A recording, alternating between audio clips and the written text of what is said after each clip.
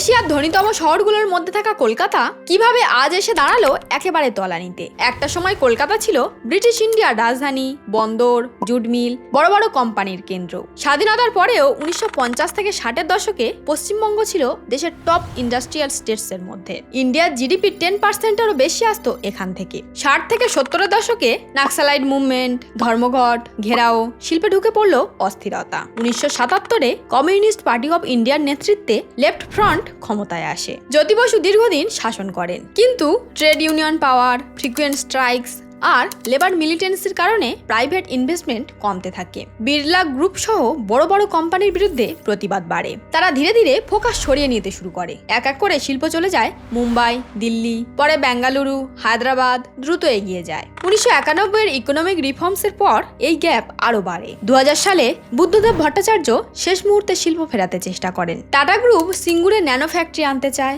হাজার হাজার চাকরির সম্ভাবনা। কিন্তু জমি নিয়ে আন্দোলন, বিক্ষোভ, রাজনৈতিক সংঘর্ষে প্রজেক্ট চলে যায় গুজরাটে। 2011 সালে টিএমসি ক্ষমতায় আসে মমতা বন্দ্যোপাধ্যায়ের নেতৃত্বে, কিন্তু বড় শিল্প ফেরেনি। পরিস্থিতি খুব একটা বদলায়নি। আজ একসময় ন্যাশনাল অ্যাভারেজের উপরে থাকা ইনকাম আজ অনেকটাই নিচে। শিক্ষা থেকে শুরু করে চাইল্ড ম্যারেজ, ওমেন সেফটি, সব দিকেই যেন আমরা টপ করছি, তবে উল্টো দিক থেকে। ভাবতে অবাক লাগে রবীন্দ্রনাথ ঠাকুর, ঈশ্বরচন্দ্র বিদ্যাসাগরের রাজ্য আজ কোথায় এসে দাঁড়িয়েছে।